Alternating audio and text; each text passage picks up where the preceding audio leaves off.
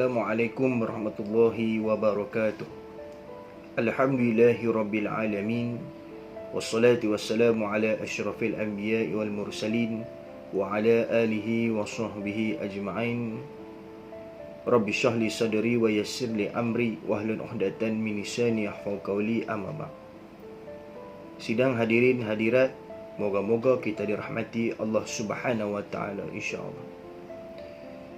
Sedikit perkongsian pada hari ini berkenaan dengan solat sunat tarawih, yang mana kesinambungannya, sinonimnya solat sunat tarawih ini dilaksanakan pada bulan Ramadan Al-Mubarak, bulan yang penuh keberkatan, seperti mana baginda Nabi Muhammad SAW bersabda, "Qad ja'akum syahrul Ramadan syahrul mubarak."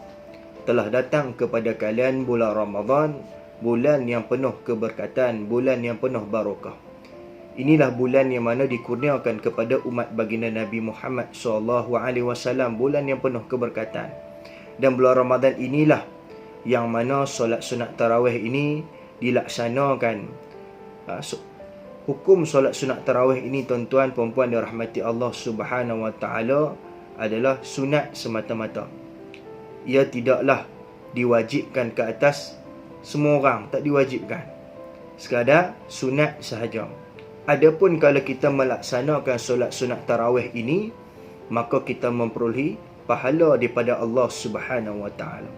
Adapun kalau kita tidak melaksanakannya, maka tidaklah berdosa dan tidaklah mendapat kemurkaan daripada Allah Subhanahu wa taala.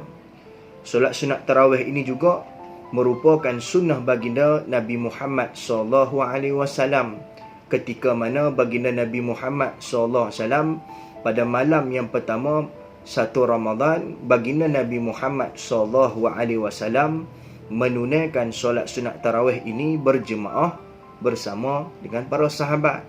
Adapun pada malam kedua, baginda Nabi Muhammad juga turut berjemaah dengan para sahabat, dituruti juga pada malam yang ketiga. Namun pada malam yang keempat, baginda Nabi Muhammad SAW tidak berjemaah dengan para sahabat. Kerana apa, tuan-tuan?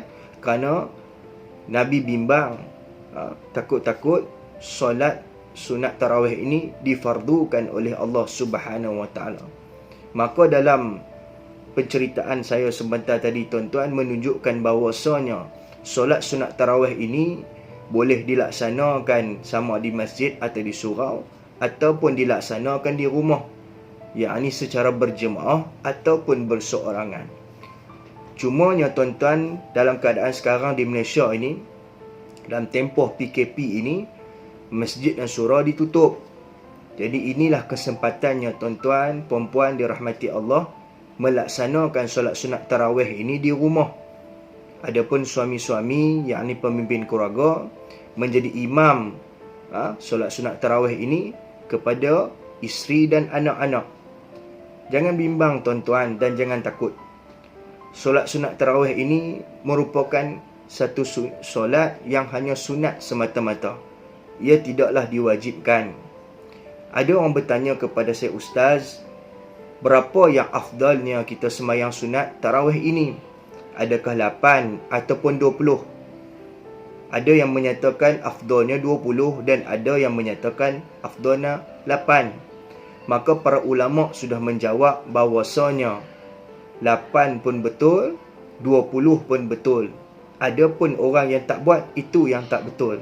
Maka janganlah kita bertelagah, janganlah kita bergaduh. Kita buat 20 pun betul, maka kita buat 8 pun betul. Bilakah solat sunat tarawih ini dilaksanakan? Maka solat sunat tarawih ini dilaksanakan selepas, saya ulang, selepas solat fardu isyak. Jangan pula, tuan-tuan puan-puan dirahmati Allah Subhanahu wa taala, melaksanakan solat sunat tarawih ini sebelum fardu isyak. Maka solat itu tidak sah. Ia dilaksanakan selepas solat sunat, solat fardu isyak. Maka selepas solat fardu isyak, kita melaksanakan solat sunat tarawih. Sama ada kita nak buat 8 ataupun kita nak buat 20, tak ada masalah, no problem. Yang penting kita buat. Jadi bagaimana cara yang mudah, cara yang senang, terutama dalam tempoh PKP ni kita nak melaksanakan solat sunat tarawih. Di sini sedikit peringatan sebagai ulang kaji kepada ibu-ibu, ayah-ayah dirahmati Allah Subhanahu wa ta'ala, untuk menjadi panduan kepada ibu dan ayah-ayah untuk melaksanakan solat sunat tarawih ini di rumah terutamanya. Saya pasti ramai di kalangan tuan-tuan, puan-puan dah mengetahui cara bagaimana melaksanakan solat sunat tarawih. Tapi ini sebagai ulang kaji, yakni sebagai kemudahan, sebagai peringatan kepada kita mengulang kaji yang mudah bagaimana kita melaksanakan solat sunat tarawih ini. Solat tarawih ini tuan-tuan, saya ulang, dilaksanakan selepas solat fardu isyak. Adapun kita melaksanakan solat tarawih ini ada pun 8 ataupun 20, tak ada masalah. Dan hukumnya adalah sunat semata-mata. Bagi imam, terutamanya ayah lah, sebab imam ni tak boleh perempuan, kenalah laki. Sebab ada suami je, suamilah jadi imam.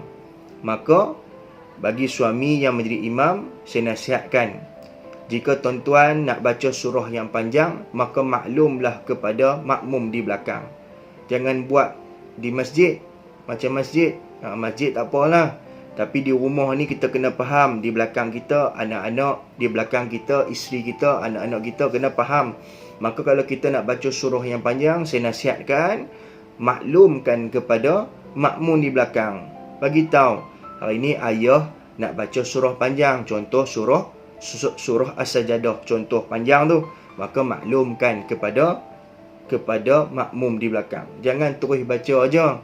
Nanti bila makmum di belakang dengar, contoh anak-anak kita yang masih kecil, anak-anak kita yang masih belum mengerti, mendengar, oh Allah, abah membaca surah, abah ni membaca surah panjang, surah Jadah, oh esok tak mau sembahyang tarawih dah. Jadi susah.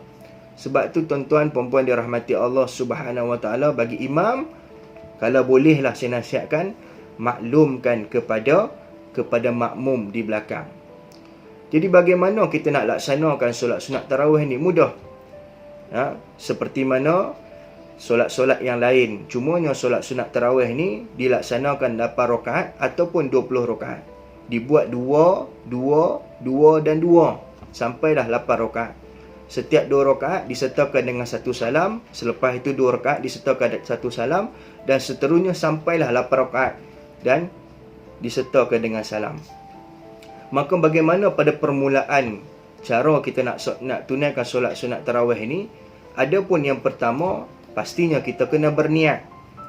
Niat ni macam mana? Innamal a'malu binniat. Segala perbuatan itu bermula dengan niat. Niat ni lintasan dalam hati. Maka cukup sekadar kita terlintas hati nak sembahyang tarawih, maka itu sudah cukup. Adapun lafaz sembahyang tarawih bagaimana? Sahaja kau solat sunat tarawih 2 rakaat mengikut imam kerana Allah Ta'ala. Adapun kalau kita sembahyang seorang, sahaja aku solat sunat tarawih 2 rakaat kerana Allah Ta'ala. Cukup sekadar itu. Kalau lintasan pun cukup dah. Kan? Dia mudah aja main tarawih ni. Selepas itu kita takbir, Allahu Akbar. Kita nak baca doa iftitah, silakan baca, tak ada masalah. Adapun orang yang tak nak baca, adakah sah sembahyang solat sunat tarawihnya? Maka sah. Tak baca pun tak apa, doa iftitah ni baca pun tak apa. Selepas baca doa iftitah, kita baca surah Al-Fatihah. Bismillahirrahmanirrahim. Alhamdulillahirabbil alamin arrahmanirrahim. Bacalah surah Fatihah. Selepas surah Fatihah, kita bacalah surah lazim. Contohnya surah lazim apa? Inna anzalnahu fi lailatul qadr. Contohnya lah. Adapun kalau kita tak mau baca surah lazim, boleh tak Ustaz? Maka jawapannya boleh. Kita nak baca surah Fatihah saja. Selepas itu kita rukuk, tak ada masalah. Ada pula orang bertanya, Ustaz, dalam 8 rakaat tu, rakaat kedua saya hanya mengulangi. Rakaat kedua tu saya dah baca qul huwallahu ahad, Allahus samad, lam yalid wa lam yulad wa lam yakul lahu kufuwan ahad. Saya ulang rakaat kedua, setiap kali rakaat kedua sampailah habis 8 rakaat tu, saya ulang huwallah. Adakah sembahyang solat sunat tarawih sah? Maka jawapannya sah. Sebab perbuatan itu pernah dilakukan oleh para sahabat. Maka tak ada masalah, Nabi tidak melarang. Dan para ulama pun sudah menjawab, Kalau kita baca surah Qul Allah ni, maka tidaklah mendatangkan kesalahan dalam semayang solat sunat tarawih. Kerana solat sunat tarawih sunat saja, tak ada masalah. Ni tuan-tuan. Jadi selepas kita buat 8 rakaat, selepas kita buat 20, ada yang buat 8, ada yang buat 20, disertai pula dengan solat sunat witir sebanyak 3 rakaat. 2 rakaat disertai satu salam dan 1 rakaat disertakan dengan 1 salam. Maka selesailah solat sunat tarawih. Mudah tak tuan-tuan? Sangat mudah, sangat simple. Tak ada masalah tuan-tuan. Jangan takut. Jadi pada ayah-ayah yang nak jadi imam, jangan takut. Kalau tak ingat surah yang panjang, bacalah surah yang pendek. Tak ada masalah. Bagi yang bersembahyang seorang diri, nak baca surah lazim pun tak ada masalah. Tak baca surah lazim pun tak ada masalah. Nak baca boleh, tak baca pun boleh, tak ada masalah. Surah lazim, surah Fatihah kena baca lah. Tapi surah lazim itu, maka tak baca pun tak apa, tak ada masalah. Yang penting kita buat. Itu penting. Buat 20 pun betul, buat 8 pun betul. Yang tak betul, tak buat langsung, itu tak betul lah. Maka yang betulnya, buat 20 pun betul, buat 8 pun betul. Jadi marilah kita rebut bulan Ramadan ni. Mudah-mudahan Allah Subhanahu Wa Taala mengampunkan dosa kita. Seperti mana baginda Nabi Muhammad SAW menyebut, man qama ramadhana imanan wahtisaban.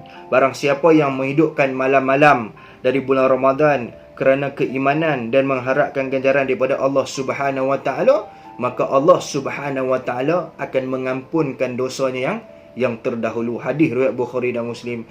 Antara amalan yang kita boleh buat pada bulan Ramadan ni tuan-tuan, antaranya apa? Solat sunat tarawih. Ia juga merupakan qiyam pada bulan Ramadan, yang mana perbuatan solat sunat tarawih itu bukan sekadar memperolehi pahala, bahkan tuan-tuan perempuan dirahmati Allah Subhanahu Wa Taala, ia mengampunkan perbuatan itu juga, mengampunkan dosa-dosa kita yang terdahulu.